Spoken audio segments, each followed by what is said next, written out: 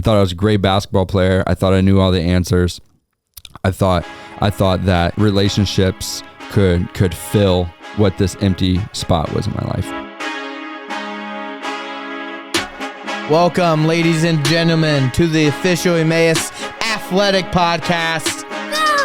In the Nest. I'm your co-host, or the host of today's episode, Shane Douglas. Matthew Tomlinson had a coaches meeting, so he's not here today. But we are with the Eagle. Whoa, who's the Eagle?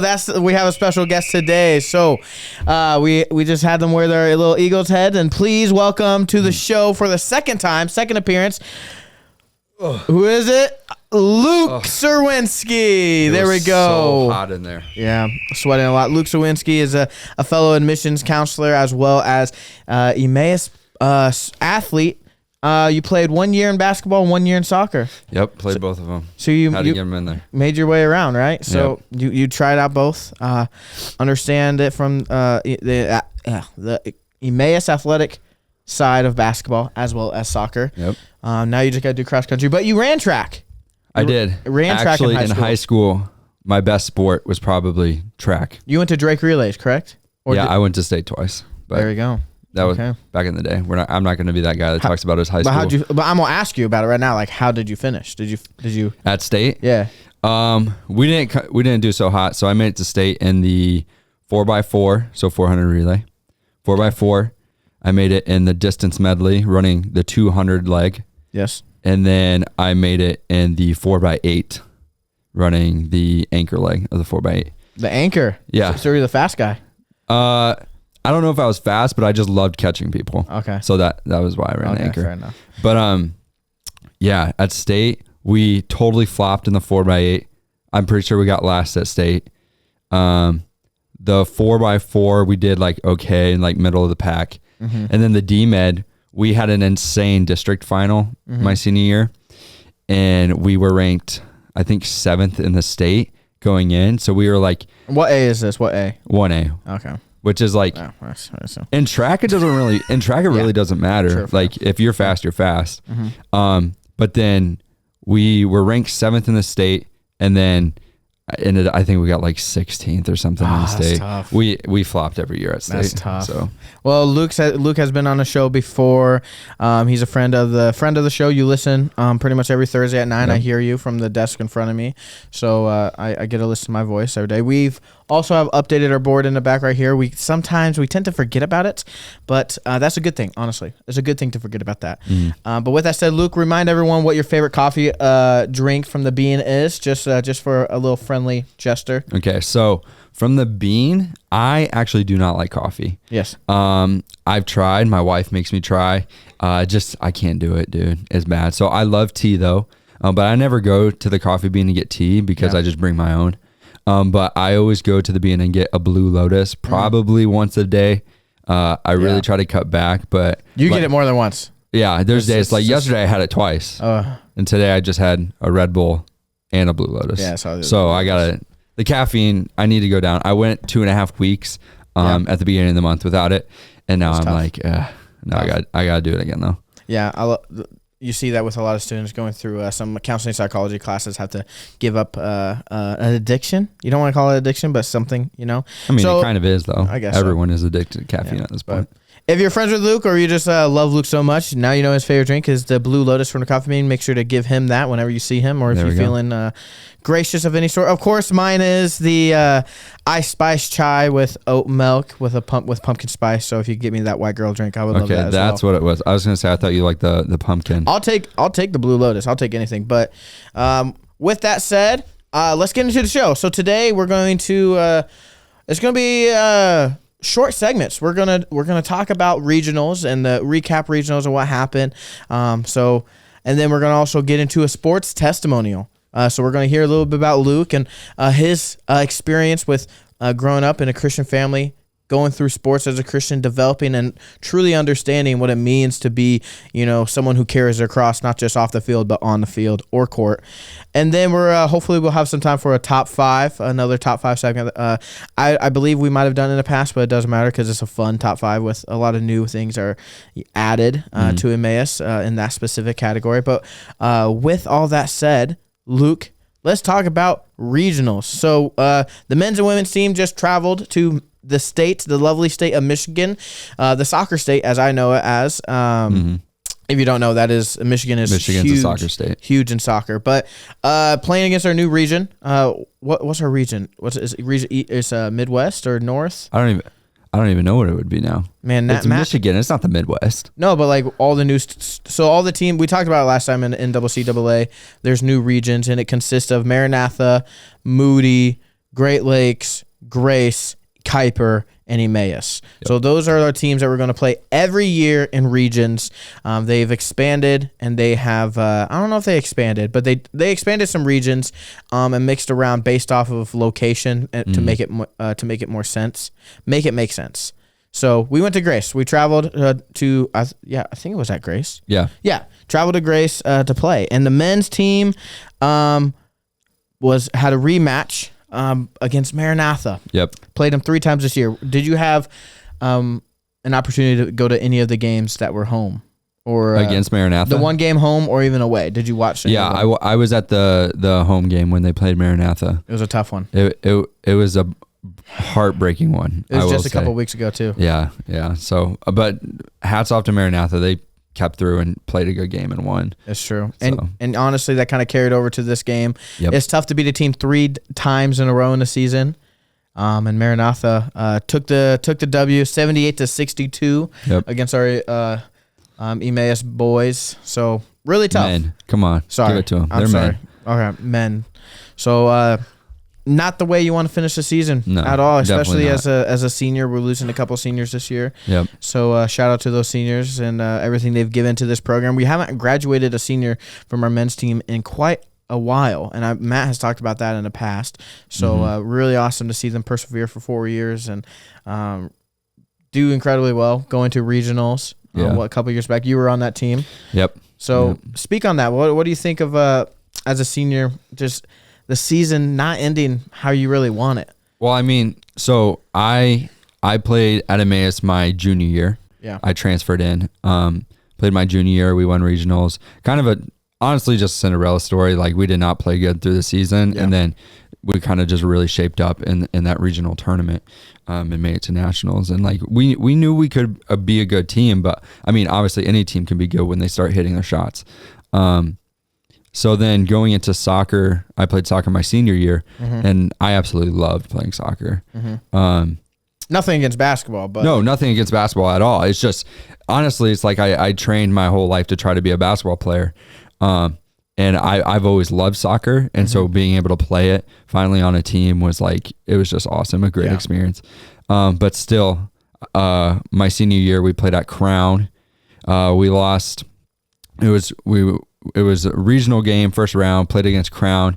We had the opportunity for a tap in. Shout out Joe Rauk. I'll give him a slight shout out. Is it a shout out or like a diss? A little bit of both. Okay. I love Joe, so he knows. But we missed a tap in, and it was obviously just Joe's fault. Everyone, it's an 11-man game, but we missed a tap in, and we just ended 2-1. And I remember just my senior year, I was just like, dang, all that work is over now. And so, and obviously you learn things, and I know we'll talk about that a little later, but it's just like a culmination of so many emotions. You're like, it's done. Sad. So yeah. What's a way around it? Like as someone who just finished their collegiate career, gave everything they got, all that's now looking forward is either coaching at a level or, old man pickup at the Y. Yep. So yeah. What's the mindset or some encouragement or encouraging words you have for those seniors, including for the women's team too, which we'll get into. Yeah, and I think one, like for me, I knew obviously I was nowhere near good enough. Like I completely understand, like I'm playing at Emmaus Bible College. There's no chance I'm going pro. Like I'm well aware of my limitations. And so that was never like a thought to me. Yeah. But it is, you finally have that emotion. Like I put in all that work, like since being a fourth grader playing basketball and playing sports to get to this point, and now it's just done, and that part of my life is over. And it's a bittersweet moment, I will say. But I guess a piece of encouragement is like, don't forget all the things that sports have taught you. I think that's a huge thing, even in my spiritual walk. Like sports teach you how to communicate with your team, which can be translated to the church and things like that. And there's so many lessons in sports that are valuable within the church and within your spiritual walk. And Matt and I have talked about that in previous episodes, talking about how it's not just off the court, or it's not just on the court, but off the court as well. So it's what you learn on the court that you can take off the court. But we always think about the other way. We always think about we learn off the field, off the court, and then we take it on. But you can do vice versa, so it works that way. So shout out to those seniors on the men's and women's team that just finished their season. And speaking of the women's team, they had a close game. They had a good game though. Against Grace, and they lost the game 57-53, and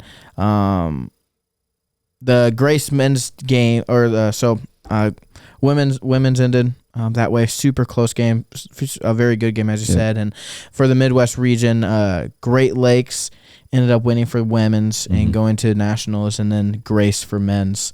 So both Michigan's team took away the W and were able to walk off in the sunset and go to nationals. And they didn't have to cheat to get there like the other Michigan team. What? Oh my goodness, I had to throw it in there. Why you gotta do that, man? I can't stand it. I like Jim. I don't care what you say.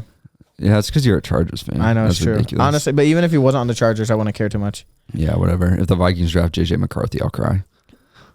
Okay. Do it, please. I hope they do. I hope. I still got to watch the combine with JJ, but I won't get into that. We won't get into that. So shout out to all of our seniors and all the hard work you guys have put in for your 4 or 3 years here at Emmaus, and we appreciate you guys. We love you, and as well as your families for your their support to you. So great season. You know, way to walk off with heads held high, and exactly what Luke said of the encouragement of remembering what you learned through your entire life of playing sports, of playing basketball here at Emmaus. Remember what you learned and take it to your workplace, take it to your family, take it to the way you live your life, you know, and how you represent Christ. So shout out to y'all, you guys. Thank you so much. So basketball and sports here at Emmaus is over. Yep. For the meantime, sucks. I know. We need a spring sport. It sucks, dude. It's like, what do we do now? What do I do with my hands? You know? So a lot of intramurals have picked up a lot here. Honestly, intramurals have been really great this year. Has really gained a lot of momentum and steam. Been very competitive. So that's really fun. Yeah. To see within the student body here. So I guess that's it. Is the basketball team can now compete for T-shirts, which is always awesome when the basketball team can, because typically they can't the whole year. They can't pretty much the whole year, and now and they're usually some of the most athletic people on campus. So intramurals is just going to get more intense. So it's going to be great. So besides that, we'll have some more signings in the future that we'll announce. So we just had one last week, but we'll announce that when Matt's here next week and do more of official. Nothing against you. It's not that. It's just I can't believe you've done me like this. I didn't do this to you. Okay, whatever. Fine. We had one signing. How about that? We'll talk about it. Okay. We just met her too. We did. So randomly. Yeah, August Christensen. So shout out to August and signing. She runs for local track or local school, Dubuque senior.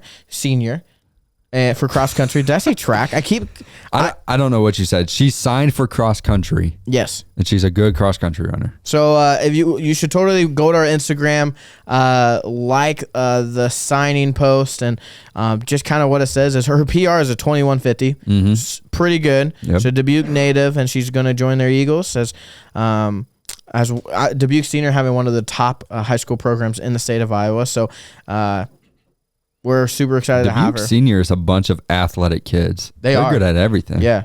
So a quote from Girardi, the head coach for the cross-country team, is, "We are excited to see the immediate impact that Augie, as she goes by, will make to the women's cross-country team," said Coach Girardi. Her strong faith, joyful spirit, and heart of gratitude will make her a wonderful fit here at Emmaus and on campus. So looking forward to Augie joining the Emmaus Eagles cross-country team and joining a bunch of dogs. Yep. That's what I can say is dogs. This cross-country is definitely the most underloved sport that we have here.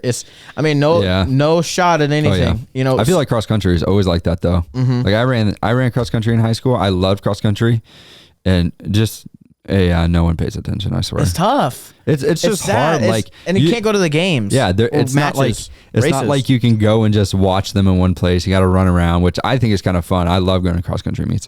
But yeah, it's tough. Definitely doesn't get the praise. Because cross country, to me, is one of the hardest sports. Oh yeah. Like to be good at cross country, it's insane. I mean, I'm gonna say this: ever since we started the program, we've been up there. Emmaus has been like in the top 3 in a lot of categories. Sometimes top 1, like first overall. Top 1. Yeah, top one. Top one. In some of the categories. So, I mean, we've been dogs from the beginning. They've been dogs from the beginning. They have been dogs. So, we got to show them love. Show them more love. Show cross country more love. But with that said, we're going to look forward to having more signings for some of the fall sports as well as the winter sports coming up this summer in the next couple weeks and months. But stay tuned. We got a lot of great athletes, great Christian characters coming on campus this fall, to not just for sports but just in general. So really looking forward to the fall athletes and where the fall sports go with cross country as well as volleyball and soccer. It's going to be a fun fall season, and then just to follow that in this winter. So I'm actually super excited for next year. Yeah, like we're going to say that every year, but it is exciting. Yeah, to look forward to the next year and knowing being in enrollment what we're bringing in. It's gonna be great. It's gonna be. Oh yeah. Volleyball's gonna. That's what we said. I swear, that's what we talk about half the time. It's like, oh, this one. Here we go. Crazy. Here we go. I mean, I have a couple bold predictions for volleyball already, but I won't say it because Coach Hannah will probably kill me. Just saying. I mean, it's the truth. All right. Well, let's get into kind of what we really want to talk about here is like kind of a sports testimonial, Luke. So we were kind of talking about what we wanted to talk about today, and I think you're a great person to kind of talk about sports and how you grew up in. Yeah, you. Wow. Yeah, wow, kick Matt out. Kick Matt out. Best compliment I've received. Hashtag kick Matt. Stop. Whoa, man. Stop that. Don't kick Matt out. I love Matt. Matt's the sweetest guy ever. If you know him, you love him. With that said, you grew up in a Christian home, Luke. I did. And you're a pastor's kid. I am a PK. PK. I am a PK. But then, like you said, you kind of went through high school, wanting to go through sports, wanting to, train your body to play basketball. Ultimately, you wanted to be a backup, a third string quarterback in NFL. I did just tell you that story, didn't I? But with all that said, tell us a little bit. Tell us a bit of your journey as a PK through high school. A Christian kid in a Christian home, not just a Christian home, but a pastor's home.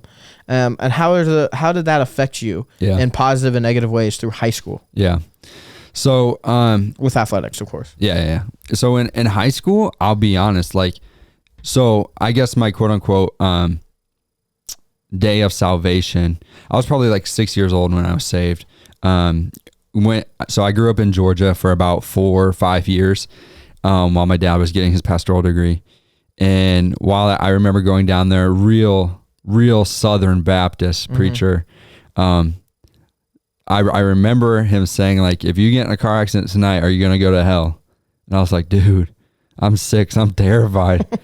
and so I remember going home and telling my parents about that. And I said the prayer and I was saved. And so that was kind of when I say, but I don't think I don't really think I had faith until I was 19. Yeah. So, so in through high school, and my dad being a pastor, and I'm sure other PKs relate to this a lot, is we know the answers. Not trying to be boastful. I know my Bible, but I didn't have faith. And so like, if you ask my friends in high school, they could attest to that. Like I didn't act the part like around them, but when I was at church, like, yeah, I could play the part. I'm the pastor's kid. I'd worship, I'd serve, I'd do VBS, I'd help, do skits, like things like that. And so, obviously going to sports and being on a team, it can really affect character a lot and what you're around. And I really was just a sponge to what other guys who were not believers, did. And so, I think in sports in general, like I love this quote just because it's so true. You're the average of the 5 people you hang out with the most. And in high school, it was not the right crowd. Yeah. Wasn't a good average. No. And so you could see that in sports. Like, I know something I struggle with. I get angry. And so in high school, it wasn't as bad, but you could definitely see that in me. In sports, I think sports was something that, the Lord naturally gave me an ability to do. Yeah. And so that was kind of where I harbored a lot of that anger. Okay. Just like always like feeling like I'm not good enough, not tall enough, not fast enough, didn't know things. And so in sports, that was something where I kind of excelled at. So I quickly became prideful in that area, and that became my identity really fast. So how'd you get around all that? How'd you get around, was it in high school when you realized, that you didn't have faith? Was it, or what was the moment that really clicked for you? That was a snap, like, wow, I need a change. I need faith. I need Jesus. Yeah. So I was in high school and I was in a relationship. Oh. What? Don't say it like that. Okay. But I was in a relationship with a girl and good. And it was not a God honoring relationship. Like I wasn't going on and sinning like and hiding all these things, but it definitely was not honoring to the Lord. And by my senior year, I was just in such a low spot at the time, I thought. And I realized like that I'm not honoring the Lord. I don't remember why I had that thought or that conviction, but it was probably April my senior year, and I was like, I can't keep living like this. Yeah, this is terrible. And I had just got accepted to be a camp counselor at Hidden Acres. Shout out Hidden Acres, I love that place. And I graduated, barely, like I say barely made it through. I just mean mentally. I had senioritis to the T, dude, man. I had senioritis for 2 years. My sister was a grade ahead of me, so when she would skip, I would skip. Oh yeah. I get that. My sister was a grade ahead of me, and I was just like, I can't handle this anymore. Yeah. But so senior year came, and I made it to Hidden Acres, and I remember during training week, I believe end of April. So I had like a week, 2 weeks till I graduated, and I remember being in training week. And I had a friend named Kobe who was there, and we were just sitting there in the chapel. And like I said, I knew everything. Yeah. But at the time, looking back now, I would say I probably wasn't saved. And I remember sitting in that chapel, and what's the song? It's Amazing Grace. No, not Amazing Grace. It's like Good Father. I'm no longer a slave to fear. I am a child of God. I don't remember what the title is. To fear, I am a child. You know that one? Okay. God. Anyways, so I don't remember what it is. We got the important line. Yeah. And so I remember singing, like just listening to this song in the chapel, and I was just convicted. I was like, I have not been a child of God. Like I have not been acting like someone who has been changed by God. And I remember going off to the side of the chapel with Kobe, and I was just honestly just bawling there. Yeah. And just like, I have not been living this way. And so in that moment, I, quote unquote, rededicated my life to Christ. And then since then is when I would say I had salvation. But in turn, that didn't really affect like it did affect me right away. Like I felt really convicted, and for a year I was doing really well, I feel like. But as far as sports go, like I graduated high school. I'm just trying to get us back on topic of sports. No, you're good. Yeah, that's what I was going to ask. Is how did this, like, how did your transition, not your transition, but I guess your rededication or even your salvation moment of Christ finding you really change your mindset on the court? Yeah. And so in high school, my senior year, I was looking to run track at Waldorf University. I had an offer from Waldorf. In Forest City. Yeah, I know. And so I was thinking about going there, wasn't sure. And I became a believer, and through that summer, I realized, maybe I shouldn't go to. I don't think it's healthy for the state I am right now of being a quote unquote new believer, rededicated believer, to go to a private institution on my own. I don't think that's smart for me. Like I said, you're the 5 people you hang around the most. I don't know if I'd find good connections there. I don't know. I just had a lot of doubts, and I don't think they were bad doubts, if that makes any sense. Yeah. And so I ended up going to community college for a year. Didn't do anything. I just would practice basketball all the time. I'd be playing all the time, try to stay in shape. I was trying to contact coaches, things like that. And I ended up, after that year, transferring to Toccoa Falls College, which is also an NCCAA school. Yeah. And down in Toccoa, Georgia, which is where I actually grew up. Yeah. And so made it there, and I talked to the basketball coach. He wasn't super like convinced that I could play there. And I was like, okay, well, I'm going to try out like that. So I went to Toccoa thinking I can walk onto the team and I'll make it and I can play there. And so that was really what I wanted to do. And I made it to Toccoa, and again, tried out for the team. And I didn't make it. And it honestly stung. Like, yeah. And don't get me wrong, like I didn't make it because I was not good enough. Like I can say that. Like they are some dogs at Toccoa. They are great basketball players. And I wasn't good enough to make it. And it honestly kind of wrecked me a little bit. I got into another relationship there, and through Georgia, Georgia was really just a time of God humbling me. I thought I was a great basketball player. I thought I knew all the answers.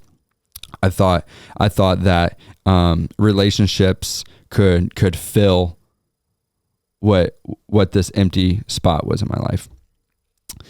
And God quickly said, "Oh, you think that can fulfill you? You think being on a college basketball team can fulfill you? Yeah. You think this relationship can fulfill you? Like, no, I'm just going to take it away." And God took all those things away. Yeah. And like I said, it was super humbling.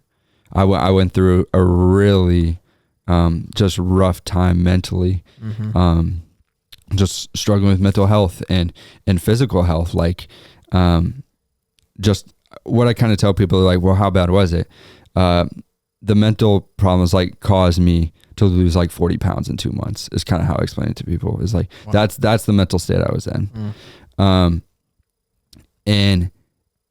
And again, I had reached a point that February where I was like, God, like, where are you? Like, I rededicated my life. I tried to make these commitments. I'm trying to be better.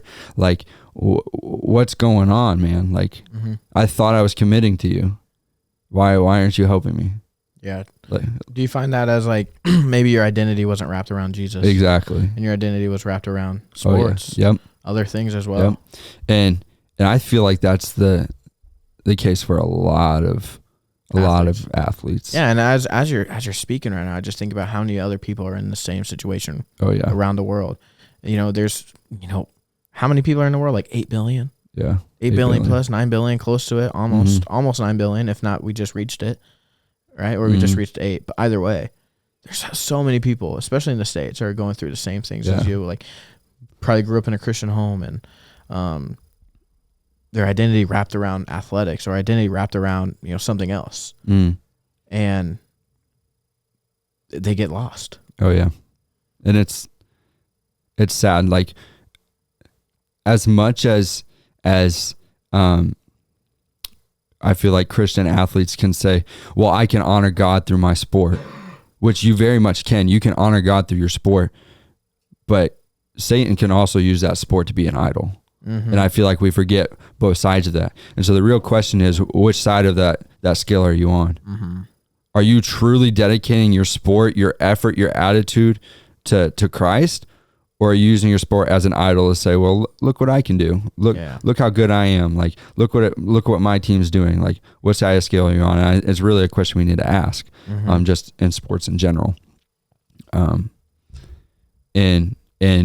even at Emmaus, like a Christian school, like you don't escape that. Like, if anything, you really see it more because people see that name on you, like Emmaus, the Emmaus Road, and they think, okay, if he's a Christian, he's acting like that, I don't want to be a Christian. And it's a huge testimony. Bad testimony. Yeah. And I mean, it's bad testimony to the other team, you know, bad testimony for a school of like, and this is no shade towards anyone, but like there's so many schools that we play, either in basketball or whatever sport it is, and someone swears at our teammates, or maybe one of our guys swears, and immediately you think of the other team and you're like, are they even Christian? Yeah. What's going on there? We were just talking about that earlier, you know? So it's a massive thing. But the thing is, like those guys, those women who might have that poor attitude or might be going through similar things that you went through when exiting high school and trying to find your way and trying to find your identity. How would you say was the turning point for you that really changed your identity, that really brought you to the Lord? Yeah. Like I said, in Georgia, like I really had started questioning, like, I was trying to edify my soul with these things that are not meant to be edifying. And so at some point God had taken it away, mental health, like struggling. And again, I just cried out to God, like, what is going on, dude? Like, I remember the real moment was I was laying on my knees in my dorm room, just crying. And I said, God, if you're there, you got to help me. I was like, I'm done. I can't, I give this to you. I'm done. I just remember saying, I'm done. And that school year ended and made it through, and decided maybe I need to stop with college. Maybe I'm rushing in things. Maybe sports isn't for me if I'm trying to chase after these things. And that summer came. I finished my sophomore year of college, and that summer came. Didn't know what I was going to do at all. And then I remember this little college called Emmaus Bible College. That tried to recruit you. That tried to recruit me out of high school. And I said no. I thought it was way too small. That was my reason I didn't come. Sorry, Matt. I ghosted you and I never responded. You already know he's listening. Yeah, He'll be listening. He'll be like, the Leonardo DiCaprio. Yeah. But I ghosted Matt. But then after sophomore year, after being at Toccoa, I decided it's too far away from home. I was 18 hours from home. I was like, I need to be somewhere closer to home just for my own health.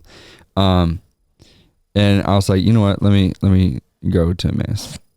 And there's a beautiful girl that was in Iowa as well, correct? There was a beautiful girl. We were not dating at this time yet. Okay.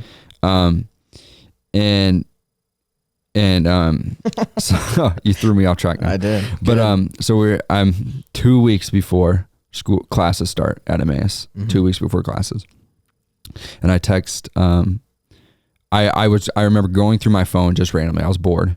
I was just going through my contacts, and I saw Kyle Graw. I said, Kyle Graw, that's the coach at Emmaus. So I shot him a text, and I said, hey, are you guys still accepting applications? And he's like, yeah. Why don't you come on a visit? I was like, okay. So 7 days or like 7 or 10 days or something before classes start, I come on a visit. I just talked to Coach Graw, and I just came to Emmaus to pray just about what to be doing. And after that visit, I had a huge piece. I was like, I need to come to Emmaus. So I came to Emmaus. Graw was like, yeah, but you're playing basketball. And so I was like, okay, let's go. Like, I'll have fun. And basketball was honestly a real test, the real test of my character. Yeah. Playing here. like I had the expectation that everyone playing in this conference is a Christian. Everyone loves the Lord. Like I'm going to be surrounded by people that love the Lord all the time. And that's just not the truth. Like that was me being naive going into it and thinking that, oh, everyone's going to have the level of like knowledge and maturity in their faith. Yeah. And I didn't even have it. I know I didn't have it. And that year was really testing. And don't get me wrong, I had a lot of fun. I had a lot of struggles. There was a lot of anger with just the trials of the basketball season. And we somehow won regionals. I'll be honest, like looking back, we just played our butts off at regionals, just all of a sudden. Made it to nationals. We lost in the first round of nationals, upset the number 6 team in the nation, beat them, and then we went and lost in triple overtime to Bob Jones by 1 point. That's nuts. It was the longest game of my life, but was also probably the most fun I had. Everybody wanted Emmaus to win too. It was crazy. And so I think we finished sixth out of 10 at the national tournament. And I remember walking off the court, having played probably one of the funnest games I'd ever played. And still in that moment, I was like, this is not satisfying. I was like, Lord, is this all I wanted? Like, I remember asking myself in the locker room, just sitting there. And I was like, I worked since 4th grade to try to play college basketball. I made it. Won regionals, made it to nationals. And I was like, man. And like walked away happy. And like I walked away happy, we won. But at the same time, just deep down, I felt like I'm just like, it's a pit. That's it. Yeah. Like it was worth nothing. I gained nothing out of this. And what I'm hearing a lot is like, there's so many Christian athletes out there that might be listening, or you might know one that is in the stage that you were at when you were in high school. Yeah. Where they believe in God. They might not have that faith. They might not have transitioned that faith on the court, right? They might be born again, yet on the court, they're not, two-faced in a way. Yep. Just as, I know I was two-faced, right? I had, who I was at high school, who I was in youth group, right? Mm-hmm. You shared the same way of who you were and on the sports, with the 5 people you were hanging out with, the average. Yep.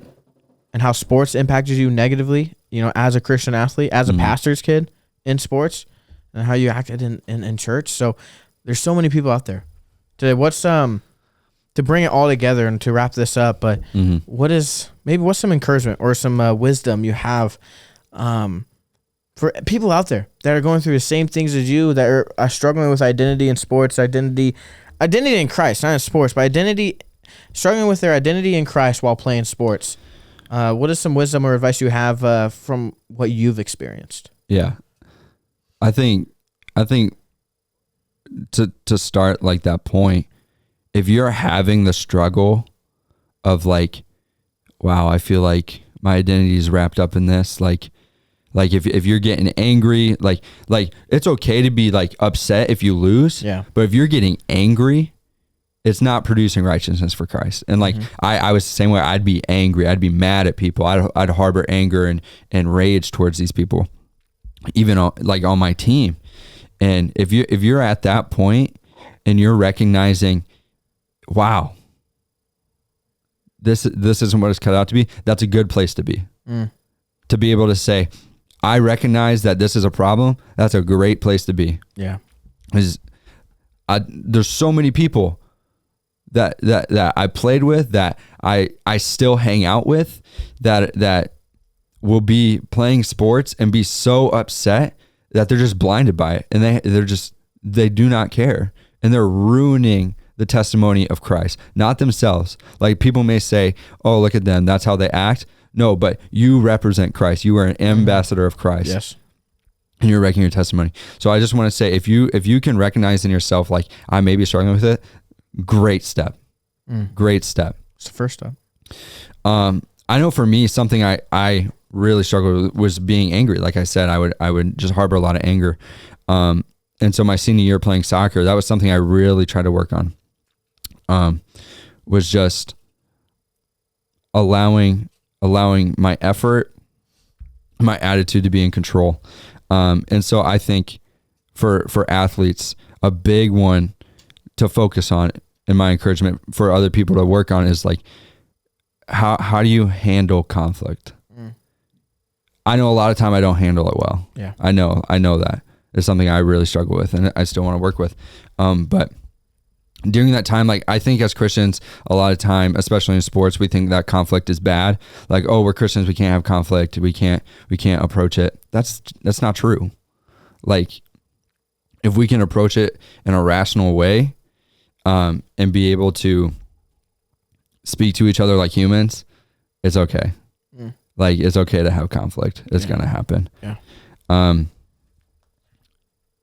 But I mean, I don't know. Sports is tough. Sports is an emotional thing. And like I said, if your emotions and your identity are wrapped up in that sport, you're going to keep getting angry. You'll keep getting let down. You're going to keep being disappointed. But if it's wrapped up in Christ, you're going to say, well, that sucked. Yeah. But you know what? It's not the biggest issue.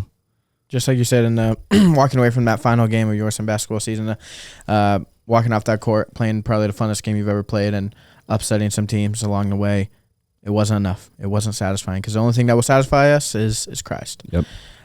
But the encouragement to you young believers out there, young Christian athletes, or if you know one, take that first step. Take that first step to acknowledge where you're at in your identity, in your walk, and how you live on the court as well as off the court or field. Or, field, court, both works. But find out where you stand. Find out where your identity lies in.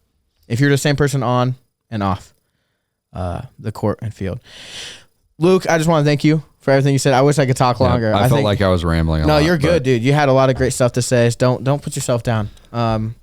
People want to hear what you say. You have a great story. You got a story that's honoring and glorifying to the Lord. Everyone does, right? Everyone's unique in that way. It's not our story. It's not our story. It's the Lord's. So thank you for sharing. I think it was extremely helpful for a lot of young Christian athletes out there, especially for the seniors. Shout out to the seniors that we are going to be graduating this spring.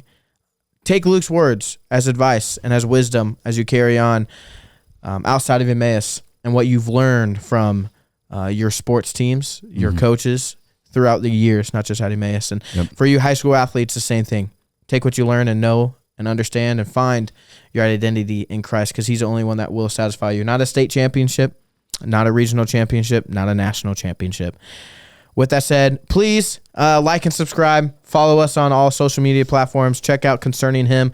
They just had a great episode with Travis Holton, and it was really good. So I still gotta listen to it. I was literally gonna listen to this. Check that out on Concerning Him. A lot of other great episodes there. So like and subscribe, share it. But also thank you for the love and support from everyone, and just even tuning in today. Either if that's at 9 a.m. It's probably almost 10 a.m. now. But no one usually ever listens right at 9. But whenever you do listen, thank you for listening, and all your love and support from friends of the school, alum, as well as parents and family of students here. So again, thank you for listening. Thank you, Luke. Thank you, Will. Love you, dude. What Matt usually says is, do you remember? You know what he says? No. Gosh, he says he listens. You don't listen. I do listen. You don't listen to the end.